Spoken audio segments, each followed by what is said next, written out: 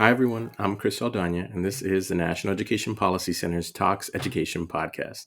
On this one's podcast, we're interviewing Elena Aydarova, who's an assistant professor in the Educational Policy Studies Department at the University of Wisconsin-Madison. Her scholarship focuses on the interactions between educational policy, policy advocacy, and social inequality across international contexts. In this month's podcast, Dr. Aydarova helps us understand and learn about the issue of the science of reading and the reading wars. For listeners who aren't familiar with how reading is taught in the United States, what are some of the key approaches that are currently being used? Thank you for that question, Chris. Before I answer this question, I want to remind our listeners that the United States has a decentralized system and it is not uniform across the board. And specifically, what's important to remember is that public education is de facto segregated along the lines of socioeconomic, racial, and linguistic differences. This means that education that predominantly white children receive in affluent schools is dramatically different from the kind of education that children in under-resourced and underfunded communities receive. If Detroit public schools are unable to retain their teachers because they cannot pay them livable salaries and 70 children end up in a gym, this is not education. But this is also not something that other children experience. And it is not the fault of the schools or educators, but rather the inequities and injustices baked into the system that depends on local property taxes to fund the schools and allows major businesses and corporations to avoid paying taxes altogether. The crux of the wide range of problems schools and society at large are facing is the upward redistribution of wealth that allows those at the top to accumulate and hoard resources, leaving the rest behind. So, this is an important context for this conversation. So, if they're talking about reading, we need to remember there's a broader socioeconomic system that we're a part of. Now, moving to the reading instruction. There's a narrative that has been sold to the American public and policymakers that there's a literacy crisis because teachers do not teach the science of reading because they were not taught the science of reading in colleges of education. I have tried to identify the evidence that was used to construct this claim, and I actually have not found this evidence yet. To my knowledge, there are no large scale studies that have empirical evidence that show us what is happening with reading instruction across the board in this highly inequitable and diverse system of US schools. Now, because it's a decentralized system and schools depend on property taxes that fund them, children whose parents can afford to live in the properties that are used to fund affluent schools receive one type of instruction, and children who don't receive a different kind of instruction. In 2016, 2017, I conducted an ethnographic study of one urban district in a southwestern state. And one of the things that I learned through my time in elementary schools, that even within the same district, schools that were serving different students were doing dramatically different things in their English language arts classrooms. Children in the affluent school were reading chapter books, developing investigations based on the story in the book, constructing complex arguments about their investigations. And in the underfunded schools, serving primarily BIPOC students, kids were mostly doing worksheets. So anytime when I would walk in to conduct my observations, I would experience visits to completely different worlds. So this is important as a as this context of there is no uniform approach to teaching reading. We do have some large scale studies. Reading First was implemented in early 2000s, and there was a study that the Institute of Educational Statistics conducted evaluating the impact of Reading First, and that was the first federal level initiative that pushed for science-based reading instruction, i.e. more phonics in the classrooms. And the IES evaluation showed that the instruction of phonics and decoding increased, but students' overall achievement and reading comprehension did not improve. We also have studies that show that there are multiple different reforms that teachers have to navigate. So there's never really just one thing happening in the classroom. As Cynthia Coburn and Sarah Wolfen have helped us see, teachers are constantly navigating competing demands on their time and their attention. And I would add to that, they also have to meet the needs of their students amidst these competing demands. One final thing that I will answer, that I will add to this. When I was conducting observations in Tennessee and they were considering the science of reading bills, one of the components there was a landscape analysis of reading instruction. And so one of the legislators asked, why was that a component of the bill? And the response that they were given was that we don't know what's happening in the classroom. And the reasonable question that they asked in response was, well, if we don't know what's happening, shouldn't we do the landscape analysis first and then figure out if we should be mandating the science of reading? To which they were told, no, the time to act is now. The urgency to reform is now. And I'm sharing this episode to say we actually don't know what's happening on the large scale. We don't even often know what's happening at the state level, but we're continue pushing for reforms that lack a clear picture based on empirical evidence. That's so fascinating. When folks use this term, the science of reading, you mentioned that you haven't been able to track down the origins of it, but how is that term used today? What does it mean? And when you think about that term and its operationalization in our political discourse, how has that contributed to what's now called the reading wars? So, the interesting thing that is happening now in scholarship, and I think it's really important to remember, is that there is no one thing that is the science of reading. So, some scholars underscore the difference between lowercase science of reading and uppercase science of reading. So, lowercase science of reading is scientific studies of reading. Those are conducted by cognitive psychologists, neuroscientists. They're focusing on neurological and cognitive processes involved in reading. And often those are studies conducted in labs. Very important to know. There is a Society for the Scientific Study of Reading. They have conferences, they have a journal titled Scientific Studies of Reading. And some folks might be familiar with the books written by Mark Seidenberg, Marianne Wolf, great works that help us understand how reading processes occur in the brain. Helpful scholarship, interesting work. I love reading those books. However, the important part is that that's not the only thing that we see happening. The second part is the science of reading where it's all capitalized, right? And some people just now say SOR, right? They don't even bother spelling it out. They're just like SOR. And that's the science, quote unquote, that pertains to businesses, corporations, and ed tech companies that are leading this movement, but they're doing this to primarily bolster their profits. So, one participant that I interviewed described this movement by saying, when people hear the science of reading, they imagine a little trademark symbol brought to you by the science of reading. And it is this science of reading with this imagined trademark symbol what I actually see the most in policy contexts. And these two different definitions, these two different camps, operate on different premises and they also pursue different ends. And so, even though there might be some overlap in some cases, it is not the same thing. When I conduct observations in policy contexts, I see people mention brain studies briefly, but then end up directing a lot of their energy and focus towards promoting particular products or particular services or particular businesses that brand or rebrand themselves as SOR aligned. You've already mentioned an example from Tennessee about policy language and policy discourse, and you've already made this really powerful distinction between uh, folks who are doing academic research, science-based research, and folks who are utilizing scientific claims to promote products um, and practices that can then be sold to schools. So when you think about this kind of science of reading world, this SOR world, what impact has it had on debates about educational policy? What have we implemented? And when we think about what have we implemented, also how has that shaped how resources have been allocated? So I think this is an important starting point is to think about the impact of the word science, right? Because if we set some things aside, generally folks to think of science as something that we should trust and we should follow and we should believe.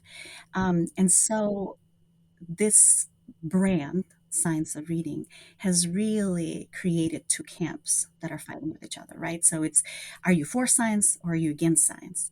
And the problem is that in this battle about science, and this was where I think it is about science of reading with lower case letters, right? We lose the sight of how SOR as a business, as a corporate endeavor, is really reshaping what's happening in education policy. And so this is what I have kind of discovered through 5 years of work on this project. And that is, this SOR brand has paved the way for growing privatization, standardization, and centralization. So let me break this down a little bit. So when it comes to privatization, most folks tend to think about the ways in which charter schools or vouchers are reshaping what's happening in the education space. However, Patricia Birch reminds us that there is also privatization of the instructional core, where the delivery of teaching or the processes of learning end up being sourced out to private sector actors. And that's what we see happening after SOR bills are introduced in the states. Increasingly more private sector actors are involved in most of the things that are happening in the classroom. So, as an example, diagnostic and screening assessments are now being mandated, and they have to be administered as early as kindergarten, and they have to be administered at least 3 times per year. And states often don't leave districts' choice about what assessments they can be using. Interventions for struggling readers are mandated through these bills, but they are provided through proprietary platforms like Lexia or Amira, and kids, based on the bills, have to spend at least 30 minutes per day on their devices doing phonics exercises. One literacy coach described this to me, and I quote, "The district pays for Lexia, they pay for Amira, which is a part of Hardcore. Then the school pays for several other programs, depending on the school, how much money the school has. And then they keep telling us we don't need to be putting kids on devices all the time and online, but then they keep giving us mandates. They need to spend this much time on Lexia, this much time on Amira." And we're like, well, okay, what is that going to do? You're telling us one thing, expecting us to do another. It's not going to work. We want kids in real books, and they have no time for real books because they're spending most of that reading time on these devices. Getting instruction through platforms. And education policy scholars are beginning to talk about the impact of platformization of education, where we're increasingly hooking kids up to computers instead of allowing them to interact with content, with teachers, and with each other. One more mandate that is high dosage tutoring. It appears in the bills, and now there are private companies offering tutoring services to schools that have to demonstrate through literacy plans that they have to submit to their departments of education that they're complying with the bills and that they are actually relying on external services to offer services to struggling readers. Now, the next part is standardization, and we see growing influence of highly scripted curricula mandated across the states. So, science of reading bills often have prescriptions that districts have to use high quality instructional materials. I'm using air quotes to talk about this. And there's often criteria that are predetermined. And whatever process states end up following, we see a fairly short list of curricula appear across different states. Most frequently, we see core knowledge language arts developed by the Core Knowledge Foundation, distributed by Amplify. We see Wit and Wisdom developed and distributed by Great Minds, Open Up Resources by EL Education, and a handful of others. These are highly scripted curriculum packages. Teachers are often expected to follow those scripts to a T, and in some cases, they're observed and evaluated based on their fidelity of implementation of these highly scripted curricula. If they're expected to be on page 51, they better be on that page 51 for their teacher evaluations. What's important about these curricula is that they were largely developed prior to, in the case of core knowledge language arts, or for the implementation of Common Core state standards. When the controversies around the Common Core, as primarily a business venture, erupted, these companies managed to rebrand their curricula as SOR aligned. That's when they started seeing major surges in their profits. Ironically, some of them don't even have any foundational skills components in them. So, for example, Wit and Wisdom does not teach phonics. It does not have any basic reading instruction. So, if districts adopt that, they have to purchase additional curriculum to actually teach kids basic reading skills.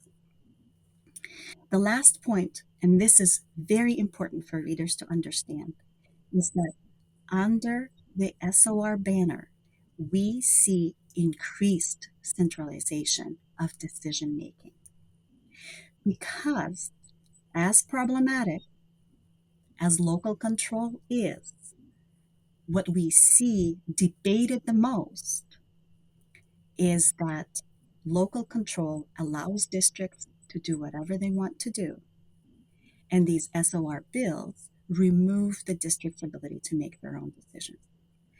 So decisions about curriculum, assessment, professional development, communication with parents, all of that gets moved up to the state level and makes district follow what's being dictated to them from the top. And that means whether they have resources or not, whether they're on board or not, they have to implement these mandates. And teachers and principals feel increasingly surveilled. They feel increasingly under pressure to follow the mandates. And what we see happening in Wisconsin, for example, is we have districts that are already in the red because they're underfunded, but they have to purchase curriculum that is aligned with SOR. They don't have the money to purchase that curriculum. They're already in the red. They already don't know how to make their ends meet. But the pressure to follow the mandate just keeps pushing them towards really financial disaster for their districts. And we have to understand that the products that are being pushed on districts as well are also some of the most expensive. Amplify is one of the most expensive packages out there. And yet districts have to do this. Again, Wisconsin, the legislature promised that they would at least partially reimburse districts for the purchase of these new curricula. And that did not happen. So districts that are strapped for cash, that have to go into referenda to raise taxes to make sure that they can meet the basic needs of their learners and their teachers, are purchasing new curricula and are not getting their money back. And this is really problematic because it further reentrenches the inequities and injustices in the system. I want to take you back to where you started, which was to help listeners understand that we really have a system of public education in the United States that is decentralized and that results in drastically different experiences for students and for teachers, principals, even central office folks. When you think about what you've learned in during your time working with educators in a multitude of spaces and contexts, how has the impact been felt differently in different places? The funny part about SOR bills is who they target in their mandates, because they tend to focus only on public schools, sometimes on charter schools, not always. For example, Ohio does not seem to include charter schools in its SOR mandates. And those bills completely do not include private schools.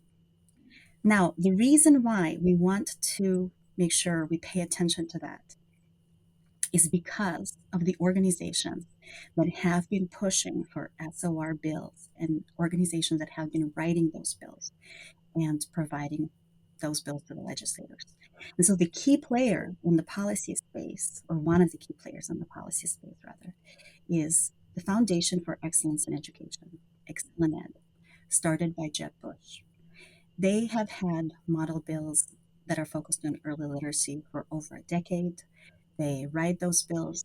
They work with legislators that are trying to introduce those bills. They make sure that they testify in the committees when those bills are being considered. They write op-eds to influence the public perception of those bills. And we want to pay attention to the fact that it is Excel that is involved in promoting SOR because it is also the organization that is involved in promoting vouchers, promoting charter schools, promoting alternative routes into teaching. And as they celebrate that SOR is now mandated in 39 states, they are also celebrating that it is now close to 15 states that have universal school choice already passed, and this conversation is relatively recent. So we need to see that these SOR bills are a part of a broader privatization agenda. And again, why Excel and Ed is important is because they're also partners with ALEC, American Legislative Exchange Council. And ALEC has had SOR versions of the bill as a part of their omnibus bills that included vouchers and included charter schools and included alternative routes into teaching. And they've been working with legislators since 2011, pushing for this reform. And particularly in the case of Tennessee, the people who sponsored, co sponsored, or cheered these bills on were members of ALEC Education Task Force when those bills were originally considered there. And so, as we think about ALEC involvement, we need to pay attention to the fact that this is the organization that pursues the interests of the private sector. They are involved in both boosting the profits for the corporate sector and in advancing a very conservative agenda. And SOR is on their agenda for policy meetings, and they have a new Science of Reading Act that now targets colleges of education and the licensure process for literacy instructors. Um, so that's who is involved in this. And these are not the people who are interested in science or scientific evidence. These are people who are interested in completely different agendas. And so back to the question that you asked, though, the impact across different communities. Well, the schools that have been better off and have had the resources to jump on the bandwagon earlier, um, some of them have implemented core knowledge language arts and did not see the improvement in test scores that they thought they were going to get. Um, some schools that are better resourced continue with the curricula that they had in the past because that's the curricula that allowed them to do well. But it is the under resourced schools that are really struggling with this now. And this is the next part, it is the schools that are working with diverse students that are really struggling with these new curricula. Because apart from being really standardized, meaning it's one size fits all, the analyses of these curricula also show that they are white supremacist. They exclude the voices of BIPOC communities. They promote really problematic stereotypes of historically underserved communities. And so teachers who were invited to look at these curricula provided really scathing critiques of the messages that these curricula were sending about various forms of diversity in our country. So, it's an ongoing process and we don't see the full story yet. And there's probably a lot more that we will discover as this continues moving forward. But I think that there's a lot um, to be really concerned about. It has been so fascinating to just listen to you connect the dots. And in a field with education policy where there are so many trees and so many intersecting um, organizations and people and contexts and circumstances, um, I want to ask you to kind of maybe move in a different direction, still around the questions of reading, but I want to ask you about reading bans and book bans. What, if any, connection is there between SOR, reading debates, and book bans? Yeah, I think that's the part where remembering who the key players are is really helpful because ALEC, as an organization, has as its members some of the most powerful conservative think tanks in the nation. So, Manhattan Institute, American Enterprise Institute, Fordham Institute, they're all involved in their activities. And these are the organizations that are actively engaged in promoting SOR and specifically emphasizing that there has to be standard curriculum and evaluation has to be tied around that standard curriculum. Professional development has to be tied around that curriculum. These are the same organizations that are saying that any controversial, and again, air quotes, um, materials have to be removed from school libraries, and children should not be exposed to any diverse literature or books. Similarly, in terms of the parental organizations involved in the movement, Moms for Liberty have been very active in the book banning movement, but they have also been active supporters of SOR. They not universally, right? Because they do have some chapters that have raised questions even about the super conservative curriculum that is being implemented. But nevertheless, they do support this movement. And I think what this helps us see is that this SOR with the capital letters is entangled with the conservative education reform movement that is not just about profits for the private sector, which we see happening, but is also about an ideological transformation of what happens in school. So the organizations that support SOR also are fighting, for example, action civics. They don't want activists raised in our social studies classrooms. They want very conservative birthrights curriculum that was developed with the funding from Koch Foundation. Right? So you can see how SOR fits into this bigger, broader agenda because through the curricula, through the testing, um, through the transformations and how teaching and learning will now be happening, it is a move to much more traditional values, right? Why are Moms for Liberty supporting this? In their social media, they talk about how the classroom should be where the teacher stands in the front and students are sitting in rows and repeating what the teacher says, right? So it is actually an onslaught on progressive pedagogy. It is actually an attack on civil rights and social justice because the people who support this movement or who are writing materials for this movement question the agenda of justice, equity, and diversity. Hirsch, E.D. Hirsch, who developed core knowledge language arts, blames multicultural education for the achievement gaps because he says it is this multicultural education that teaches kids that they're victims of the system. What we need to give them is core knowledge that will teach them to be patriots who will pledge allegiance to the state.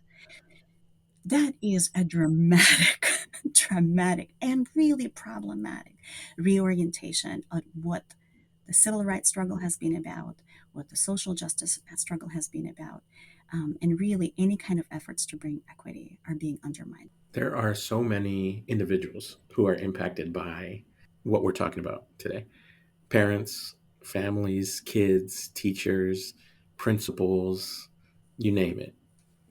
I'm wondering if there are any recommendations that you have for folks as they engage with the discourse in what is a very complex landscape. Absolutely. So here's a couple of things that I think are really important to keep in mind.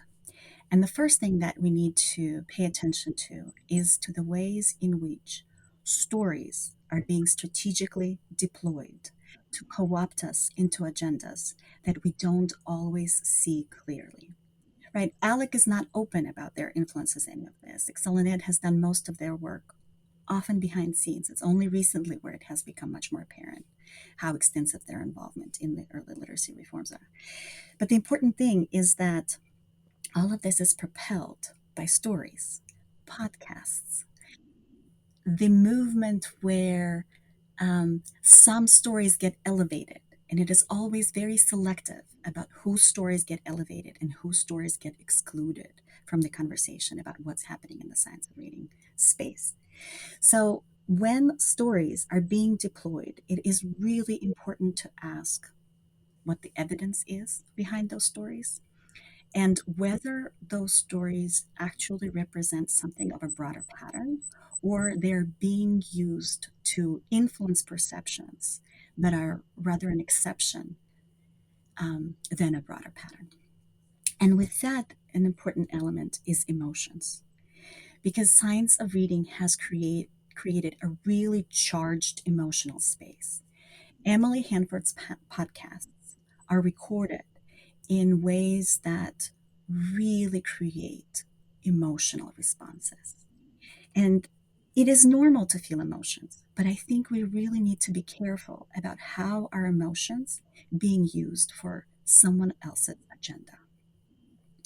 So if you are engaging with materials and the author tells you that they would rather that you listen and not read, remember that this is an invitation to being manipulated, because they're concerned that their text will not have the same hold on your attention as the podcast with the music, the violins, and the tears and the sobs.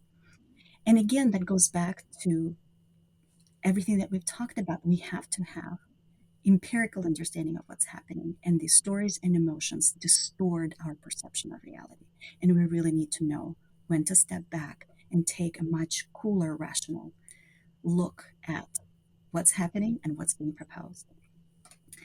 And that brings me to the question of evidence, whether the evidence that is being deployed is evidence that is based on studies that have been replicated and repeated, have met the quality criteria, or if it's something that has been done in isolation, paid for by some philanthropy or conservative think tank.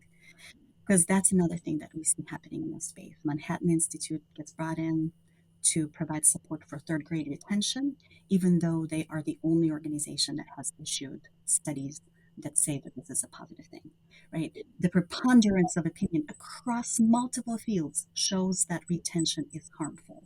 And yet we are debating this despite solid evidence that has been accumulated across medical fields, educational policy fields, and so on.